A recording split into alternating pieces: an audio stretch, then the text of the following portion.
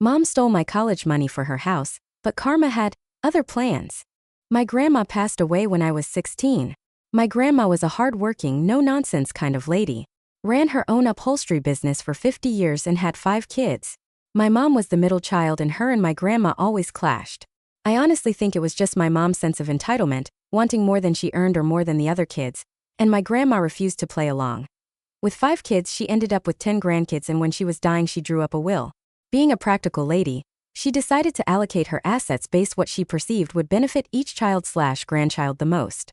For me, she created an education trust because she knew I wanted to go to college.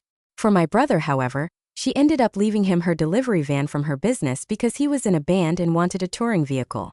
My mom got some heirloom jewelry and that was it. My mom was obsessed with jewelry, so I think my grandma thought she'd like it. She did have 15 people to think about. Needless to say, my mom was livid. She flat out said my trust, around $30K, was worth so much more than a van and jewelry, and it simply wasn't fair for her to leave me so much. At the time I said Grandma knows college is expensive and it was her choice how she split her assets, not mine. Fast forward to my second semester of freshman year of college, I was 18. I had actually received scholarships that paid for my entire tuition, so I expected my trust to last me well through undergrad and on to grad school. I was going to use it for books and other miscellaneous items. I asked my mom how I obtain access to it now so I can control it myself.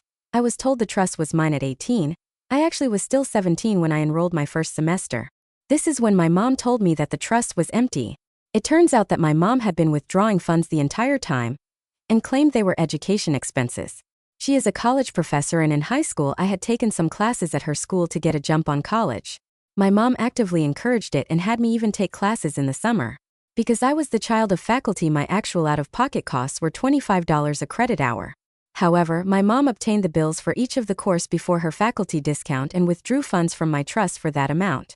Then for the first semester of my freshman year she obtained the bill before scholarships and used that to finally drain the account completely. I was totally stunned and couldn't believe she just admit to it. I demanded my money back and she then tells me she used it to benefit the whole family by buying herself a plot of land a friend of hers split off from their own property right in the nicest part of the city. She explained now she could use the land as collateral for a construction loan to build her dream house, which apparently somehow benefits me in her mind. As I was 18 and had no money to go after my mom in court, I was left devastated and decided the best I could do is not ever return home from school. I got a job in an apartment and cut my mom out, except for occasional holidays. Fast forward again to 5 years later at Christmas, my mom had her dream house, and this was right at the peak of the housing boom, so it was super overvalued, worth like $700,000 at the tax appraisal. She was so proud of herself, bragging about her big financial windfall. I couldn't have been more upset. But only a few months later it all comes crashing down. Turns out my mom never paid taxes on the money she took from my account or the property taxes for the land and house. The county sent her a letter about the property taxes stating she needed to pay up. She probably got letters before this and ignored it, I don't know. This was a pretty high tax area and her house had a very high value, so she owed back taxes and penalties over $100,000. She obviously didn't have that lying around and hired a lawyer and were trying to work her way out of it, tried to blame anyone and everyone but herself. My mom complained that it was the bank's fault, because every mortgage she ever had they took property tax out with monthly mortgage payments. However, my mom didn't actually have a mortgage. She was paying off a construction loan and was responsible for her own property taxes. When she found the documents it was very clear she needed to pay her own taxes, she just didn't read it. She ended up dragging out this legal battle for a bit, because she was freaking out about how to pay the bill, and asked for the house value to be reassessed. During that time the housing market crashed big time, and her once very overvalued $700,000 house was now worth $220,000 on the new assessment. She somehow believed that now her back taxes would be adjusted to this new value, but obviously they took taxes based on the value of the house at the time and only adjusted any future taxes for the new value. This is when reality finally hit her, and she realized she had to sell the dream house to pay off taxes.